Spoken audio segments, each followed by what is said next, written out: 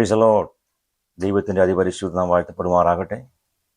ഇന്ന് പകൽ സമയം പിന്നെ നമുക്ക് ഒരുമിച്ച് ദൈവത്തിൻ്റെ വചനത്തിന് മുമ്പ് ആയിരിക്കുവാൻ കർത്താവ് കൃപ ചെയ്തോർത്ത് ഞാൻ എൻ്റെ ദൈവത്തിന് നന്ദിയോടെ വാഴ്ത്തുകയാണ്, സ്തുതിക്കുകയാണ്. എൻ്റെ പേര് വിൽസൺ മാത്യു എന്നാണ്. ഞാൻ പാലക്കാട് സ്വദേശിയാണ്. ഇപ്പോൾ ഞാൻ ബീഹാറിൻ്റെ മണ്ണിൽ ഒരു മിഷണറിയായി ദൈവത്തിൻ്റെ വേല ചെയ്തു വരുന്നു, ഇന്ത്യ മിഷനുള്ള ബന്ധത്തിൽ. നമ്മുടെ വിഷയത്തിലേക്ക് കടക്കുന്നതിന് മുമ്പായി ഞാൻ പ്രാർത്ഥനയ്ക്ക് വേണ്ടി നിങ്ങളൊരു കാര്യം ഞാൻ പറയുകയാണ്. ഇന്ത്യ മിഷൻ്റെ പ്രവർത്തനങ്ങളെ ഓർത്ത് നിങ്ങൾ പ്രാർത്ഥിക്കണം. ഏകദേശം 1000-ലധികം മിഷണറിമാർ ഇന്ത്യ മിഷനോട് ഒത്ത് ബീഹാറിൻ്റെ മണ്ണിലും UP-യിലും മധ്യപ്രദേശിലും ഛത്തീസ്ഗഡിലും രാജസ്ഥാനിലുമൊക്കെ പ്രവർത്തിക്കുന്നുണ്ട്. നിങ്ങൾ അവരെ ഓർത്ത് പ്രാർത്ഥിക്കണം. അതുപോലെ തന്നെ നമ്മുടെ മിഷൻ ഡയറക്ടറായിരിക്കുന്ന ഡോക്ടർ ABP മാത്യു ഓർത്ത് പ്രാർത്ഥിക്കണം. കാരണം അഹോരാത്രം മിഷന്റെ പ്രവർത്തനങ്ങൾക്ക് വേണ്ടി ഇടതടവില്ലാതെ ഓടുന്ന ഒരു വ്യക്തിയാണ്. ദൈവം ആ അഭിഷിക്തനെ ദൈവത്തിൻ്റെ അഭിഷേകത്താൽ നിറയ്ക്കുന്നതിന് വേണ്ടിയും തനിക്ക് ശക്തിയും ആരോഗ്യവും ബലവും നൽകുന്നതിന് വേണ്ടിയും നിങ്ങൾ ഇന്ത്യ മിഷൻ പ്രവർത്തനങ്ങളെയും അവരെ ഓർത്ത് പ്രാർത്ഥിക്കണമേ എന്ന് ഞാൻ ദൈവനാമത്തിൽ നിങ്ങളോട് അപേക്ഷിക്കുകയാണ്. ഇന്ന് ഞാൻ നിങ്ങളുടെ മുമ്പിൽ പങ്കുവെക്കാൻ ആഗ്രഹിക്കുന്ന വിഷയം ഇതാണ്. ഈ നാളുകളിൽ പ്രാർത്ഥിക്കേണ്ടതിൻ്റെ ആവശ്യകത എന്തുകൊണ്ട് നാം പ്രാർത്ഥിക്കണം? പ്രാർത്ഥിച്ചില്ലെങ്കിൽ എന്ത് സംഭവിക്കും? ഈ വിഷയത്തെക്കുറിച്ച് എനിക്ക് തന്ന സമയത്തിനുള്ളിൽ തന്നെ ചില കാര്യങ്ങൾ പറഞ്ഞ് ഞാൻ ഇരിക്കുവാൻ ദൈവത്തിൽ താല്പര്യപ്പെടുകയാണ്.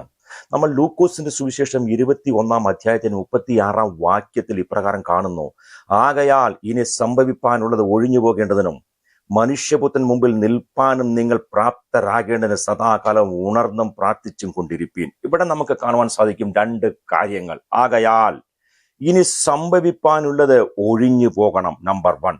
നമ്പർ 2, മനുഷ്യപുത്രന്റെ മുൻപിൽ നിൽക്കാൻ യോഗ്യനാകണം.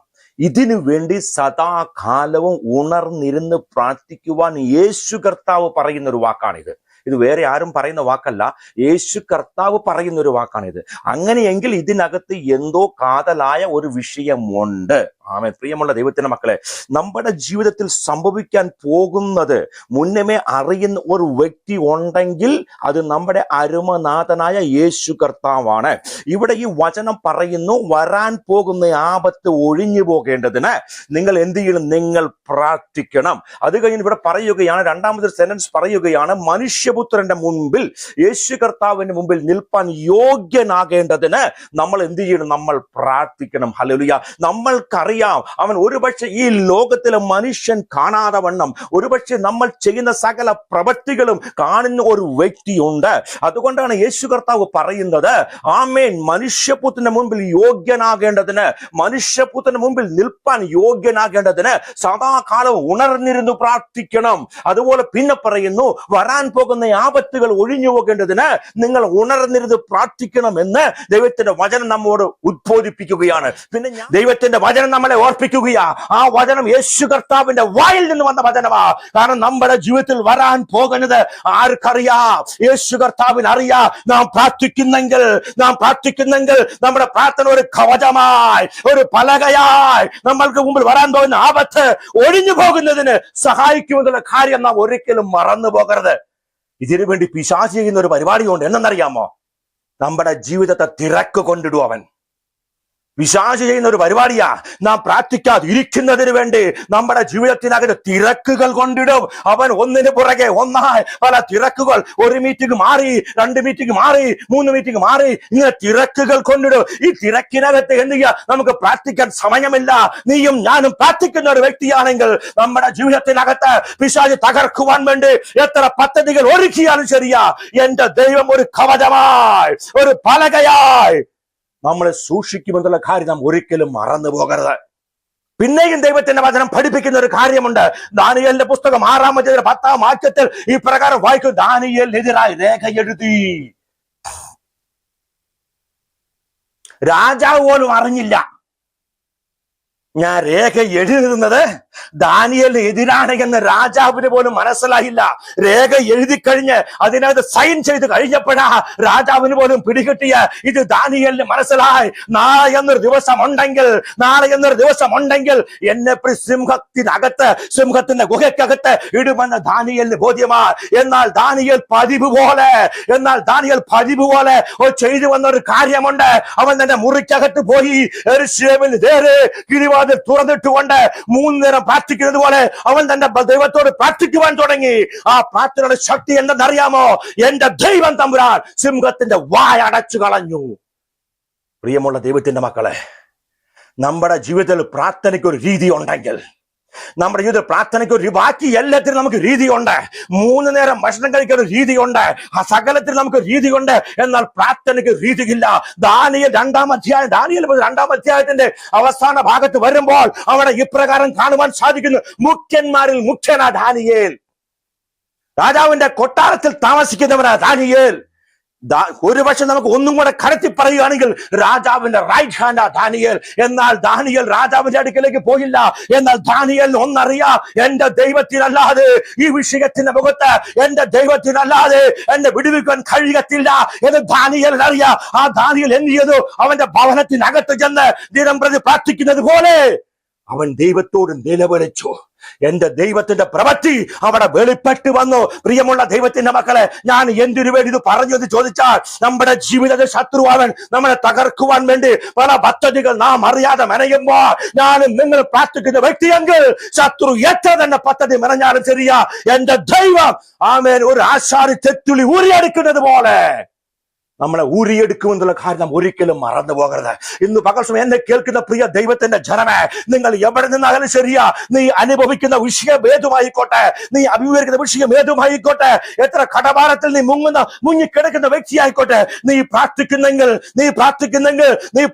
ഒരു വ്യക്തിയാണെങ്കിൽ, ദാനിയേലിനെ പോലെ അവന് പ്രാർത്ഥിക്കുന്ന ഒരു വ്യക്തിയാണെങ്കിൽ, അവൻ ആശാരി ചെത്തുളി ഊരിയെടുക്കുന്നത് പോലെ നിന്റെ വിഷയത്തിന്റെ മുഖത്ത് നിന്നെ ഊരിയെടുക്കുമെന്ന് ഇന്ന് പകൽ സമയം ദൈവത്തിന്റെ ആത്മാവ് നമ്മുടെ ബുദ്ധി ഉപദേശിക്കുകയാ. പ്രിയമുള്ള ദൈവത്തിന്റെ മക്കൾ, തീർന്നില്ല. ലൂക്കോസ് 22:39 അവൻ പതിവ് പോലെ ഒലിവ് മലയ്ക്ക് പോയി. യേശുവിന് ഒരു രീതി ഉണ്ടായിരുന്നു. അവൻ ഒലിവ് മലയ്ക്ക് എന്തിനാ പോയ? അവൻ പ്രാർത്ഥിക്കുവാൻ വേണ്ടി പോയതാ. ഒലിവ് മലയ്ക്ക് അവൻ പതിവ് പോലെ എന്റെ യേശു കർത്താവ് ഒലിവ് മലയ്ക്ക് പോയി പ്രാർത്ഥിക്കുവാൻ വേണ്ടി. എന്റെ യേശുവിന് അറിയാം, പ്രാർത്ഥന കൂടാതെ ഒരു കാര്യം നടക്കത്തില്ല എന്ന് എന്റെ യേശുവിന് അറിയാം. ഒരു കാര്യം കൂടെ ഞാൻ ഇവിടെ നിന്നൊരു കാര്യം പറയട്ടെ. പ്രിയമുള്ള ദൈവത്തിന്റെ മക്കളെ, ഈ ഭൂമിയിൽ പ്രാർത്ഥന വേണ്ടാത്ത ഒരു വ്യക്തി ഉണ്ടെങ്കിൽ അത് എന്റെ യേശു കർത്താവ് മാത്രമാ. എന്നാൽ എന്റെ യേശു കർത്താവ് നമ്മൾക്ക് കാണിച്ചു തന്നൊരു മാതൃകയുണ്ട്. അവൻ പതിവ് പോലെ എങ്ങോട്ട് പോയി? ഒലിവ് മലയ്ക്ക് പുറപ്പെട്ടു പോയി. എന്തിനു വേണ്ടി? തന്റെ പിതാവിനോട് പ്രാർത്ഥിക്കുന്നതിന് വേണ്ടി. അവൻ അറിയാം തന്റെ പിതാവ് തന്റെ ജീവിതത്തിൽ വ്യക്തമായ ഒരു ഉദ്ദേശത്തോട് കൂടിയാണ് ഈ ലോകത്തിലേക്ക് തന്നെ അയച്ചതെന്ന് യേശു കർത്താവിന് അറിയാം. ആ ഉദ്ദേശം പൂർത്തീകരിക്കണമെങ്കിൽ പ്രാർത്ഥന കൂടിയേ തീരൂ എന്ന് എന്റെ യേശുവിന് അറിയാം. പിന്നെയും തീർന്നില്ല കേട്ടോ. മത്തായി 26:41 വായിക്കുമ്പോൾ നമുക്ക് അവിടെ ഇപ്രകാരം കാണുവാൻ സാധിക്കും. സെബെദി പുത്രന്മാർ 2 പേര് പത്രോസുമായി എന്റെ യേശു കർത്താവ് ആമേൻ പ്രാർത്ഥിക്കുവാൻ വേണ്ടി പോയി. എവിടേക്ക് പോയി? ഗെത്സമന തോട്ടത്തിൽ ആമേൻ പ്രാർത്ഥിക്കുന്നതിന് വേണ്ടി പോയി. അവിടെ എന്താ കാണുന്നത് നമുക്കറിയാമോ? അവിടെ യേശു കർത്താവ് പ്രാർത്ഥിക്കുവാൻ വേറൊരു സ്ഥലത്ത് പോയപ്പോൾ വന്ന് നോക്കുന്ന സമയത്ത് ഉറങ്ങുന്ന പത്രോസ്. ആ പത്രോസിനെ നോക്കിക്കൊണ്ട് യേശു കർത്താവ് പറയുകയാ, ഒരു നാഴിക പോലും നിനക്ക് എന്നോട് കൂടെ പ്രാർത്ഥിക്കുവാൻ കഴിയത്തില്ലയോ പത്രോസ് എന്ന് പറയുന്ന ഒരു യേശു കർത്താവിനെ നമുക്ക് അവിടെ കാണുവാൻ സാധിക്കും. അവിടെ നിന്നുകൊണ്ട് യേശു കർത്താവ് ഈ പ്രകാരം പറയുന്ന, പരീക്ഷയിൽ അകപ്പെടാതിരിപ്പാൻ ഉണർന്നിരുന്നു പ്രാർത്ഥിപ്പി, ജഡം ബലഹീനം, ആത്മാവ് ഒരുക്കമുള്ളത്. എന്നാൽ ഇന്ന് പകൽ സമയം ഒരു കാര്യം ഞാൻ പറയട്ടെ, നമ്മൾ പലപ്പോഴും ജഡത്തിന്റെ പക്ഷത്തല്ലേ പോകുന്നത്, ആത്മാവ് ഒരുക്കമുള്ളത്. പല സമയത്തും നീ ഉറങ്ങുന്ന സമയത്ത്, ഞാനും നിങ്ങൾ ഉറങ്ങുന്ന സമയത്ത് ഉറക്കം കിട്ടാത്ത രാത്രികൾ ഉണ്ടായിട്ടുണ്ടല്ലോ. അത് എന്തെന്നറിയാമോ? നമ്മുടെ മുമ്പിൽ എന്തോ ഒരു ആപത്ത് വരാൻ പോകുകയാ. അത് വരാതിരിക്കുന്നതിന് വേണ്ടി, അത് ഒഴിഞ്ഞു പോകുന്നതിന് വേണ്ടി, കണ്ണിൽ തട്ടി പിരിയത്ത് എന്നപോലെ ഒഴിഞ്ഞു പോകുന്നതിന് വേണ്ടി നമ്മളെ ഉണർത്തുന്നതാ. അതുപോലും നമുക്ക് മനസ്സിലാക്കാൻ കഴിയുന്നില്ല. യേശു പത്രോസിനോട് പറഞ്ഞു, ഇന്ന് കോഴി കൂന്നതിന് മുമ്പ് 3 വട്ടം നീ എന്നെ തള്ളിപ്പറയോ. എന്നിട്ടും പത്രോസിന് മനസ്സിലായില്ല. ഓ, പത്രോസിന്റെ ഉറക്കം തനിക്കൊരു വിനയായി തീർന്നു. എങ്ങനെയെന്ന് ചോദിച്ചാൽ യേശു കർത്താവിന്റെ ക്രൂശീകരണ സമയത്ത് ആമേൻ പത്രോസ് പരാജയപ്പെട്ടു പോയി. പത്രോസിന്റെ ഉറക്കം തനിക്ക് വിനയായി തീർന്നു. യേശു കർത്താവിന്റെ ക്രൂശീകരണ സമയത്ത് തള്ളിപ്പറയുന്ന പത്രോസ്, ആണയിട്ട് പറയുന്ന പത്രോസ്, അവനെ ഞാൻ അറിയത്തില്ല. ഒരു വേലക്കാരി വന്ന് പറയുകയാ, നീയും നസ്രായനോട് കൂടെയുള്ളവനല്ലേ?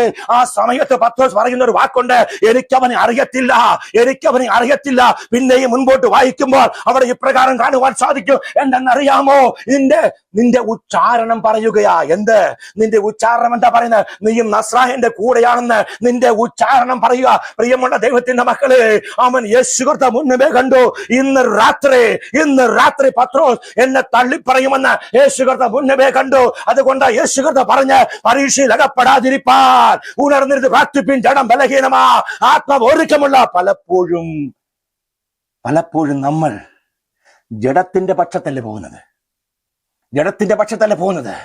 ആത്മാവിന്റെ പക്ഷത്ത് പോകുവാൻ നമുക്ക് കഴിയാത്തൊരവസ്ഥ. എന്തെന്നറിയാമോ? ഇതും പിശാചിന്റെ ഒരു തന്ത്രമാ. ഗെത്സമന തോട്ടത്തിനകത്ത് തന്റെ പിതാവുമായി മല്ലിടുന്ന ഒരു യേശുവിനെ നമുക്ക് മത്തായി 26 കാണുവാൻ സാധിക്കും. പ്രിയമുള്ള ദൈവത്തിന്റെ മക്കളെ, മത്തായി 26 നിങ്ങൾ വീട്ടിൽ പോയി വായിച്ചു നോക്കണം. എന്റെ യേശു തമ്പുരാൻ ഒരു ഗെത്സമന തോട്ടത്തിനകത്ത് കടന്ന് തന്റെ പിതാവിനോട് മല്ലിടുന്ന ഒരു അവസ്ഥ. തന്റെ പിതാവിനോട് തനിക്കറിയാം ഒന്നറിയാം, ഈ രാത്രി ഞാൻ പിടിക്കപ്പെടാം. യേശുവിനെ ഈ രാത്രി ഞാൻ പിടിക്കപ്പെട്ട് കഴിഞ്ഞാൽ എന്താ സംഭവിക്കാൻ പോകുന്നതെന്ന് എന്റെ യേശുവിനറിയാം. ആമേൻ. തന്റെ കയ്യിൽ ആണി അടിക്കുന്ന സമയത്ത് അവിടെ ഒന്നും സംഭവിക്കരുത്. തന്റെ പിതാവിന്റെ ഇഷ്ടം, എന്നിട്ട് പിതാവിന്റെ ഇഷ്ടം നിറവേറണം. തന്റെ കാലിൽ ആണി അടിക്കുന്ന സമയത്ത് അവിടെ ഒന്നും സംഭവിക്കരുത്. തന്റെ പിതാവിന്റെ ഇഷ്ടം നിറവേറണം. തന്റെ പുറത്ത് 1 അടി അടിക്കുമ്പോഴോ അവിടെ ഒന്നും സംഭവിക്കരുത്. ഇതെല്ലാം എന്റെ യേശുവിനറിയാം. എന്റെ യേശുവിന്റെ ചിന്ത എപ്രകാരമായിരുന്നു? എന്റെ പിതാവിന്റെ ഇഷ്ടം നിറവേറണം. എങ്ങനെയെങ്കിലും പിതാവിന്റെ ഇഷ്ടം നിറവേറണം. നമുക്കറിയാം, ഗെത്സമന തോട്ടത്തിൽ തന്റെ പിതാവിനോട് സംഘർഷിച്ച് പ്രാർത്ഥന നമുക്ക് അവിടെ കാണുവാൻ സാധിക്കും. പ്രിയമുള്ള ദൈവത്തിന്റെ മക്കളെ, പിതാവിനോട് മല്ലിടുന്ന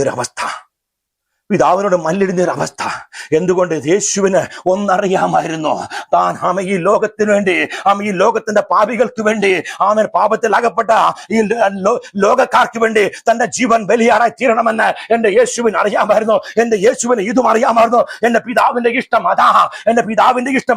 പിതാവിന്റെ ഇഷ്ടം നടക്കുന്ന സമയത്ത് ശരീരം ബലഹീനമാണ്. അവിടെ ഒന്നും സംഭവിക്കരുത്. പിതാവിന്റെ ഇഷ്ടം നിറവേറുന്നതിന് വേണ്ടി ഗെത്സമന തോട്ടത്തിൽ യേശു തമ്പുരാൻ ദൈവവുമായി മല്ലിടുന്ന ഒരു അവസ്ഥ നമുക്ക് കാണുവാൻ കഴിയും. പ്രിയമുള്ള ദൈവത്തിന്റെ മക്കളെ, എന്റെ വാക്ക് ഞാൻ ഇവിടെ അവസാനിപ്പിക്കാൻ വേണ്ടി പോകുകയാണ്. എന്റെയും നിന്റെയും ജീവിതത്തിൽ പ്രാർത്ഥിക്കുന്ന ഒരു രീതി ഉണ്ടായിരിക്കണം. ഹല്ലേലൂയ. എന്തിനു വേണ്ടി പ്രാർത്ഥിക്കണം? ദൈവത്തിന്റെ വചനം പറയുന്നു, ലൂക്കോസ് 21:36 ഇപ്രകാരം പറയുന്നു, വരാൻ പോകുന്ന ആപത്ത് ഒഴിഞ്ഞു പോകുന്നതിന് വേണ്ടി. അത് ഹിന്ദിയിൽ ഇപ്രകാരമാ പറയുന്നത്, आने वाला घटनाओं से बचने के लिए वो प्रार्थना करो, मनुष्य के पुत्र के सामने खड़े होने के लिए प्रार्थना करो. നീയും ഞാനും പ്രാർത്ഥിക്കുന്ന വ്യക്തിയാണെങ്കിൽ, പ്രിയമുള്ള ദൈവത്തിന്റെ മക്കളെ, വിഷയം എത്ര വലുതുമായിക്കോട്ടെ, നിന്റെ കുടുംബം തകർന്നിരിക്കുകയാണോ, നീ പ്രാർത്ഥിക്കുന്ന വ്യക്തിയെങ്കിൽ ഇന്ന് പകൽ ഞാനൊരു കാര്യം വിളിച്ചു പറയാം. അതിൽ നിന്നൊരു വിടുതൽ നിനക്ക് എന്റെ ദൈവം തമ്പുരാൻ തരും. ദാനിയേൽ പ്രാർത്ഥിച്ചു, അവൻ വിടുതൽ അനുഭവിച്ചു. ഹന്ന പ്രാർത്ഥിച്ചു, വിടുതൽ അനുഭവിച്ചു. നമുക്കറിയാം, നമ്മുടെ പൂർവ്വപിതാക്കന്മാര് അവരുടെ ജീവിതത്തിൽ ഹല്ലേലൂയ ചില വിഷയങ്ങൾ കടന്നു വരുമ്പോൾ, പ്രാർത്ഥന മുറിക്കകത്ത് കടന്ന് പ്രാർത്ഥിച്ചു കഴിയുമ്പോൾ വിജയം അവരുടെ കയ്യിൽ. ഇന്ന് പകൽ പിന്നെ ഞാൻ ഒരു കാര്യം പറയട്ടെ, നിന്റെ അഭിഷേകത്തിന്റെ മുഖത്ത് നീ പ്രാർത്ഥിക്കുന്ന വ്യക്തിയാണോ, വിജയം ഉറപ്പാ. ഈ വചനങ്ങളെ ദൈവം നമ്മളെ അനുഗ്രഹിക്കുമാറാകട്ടെ. ആമേൻ.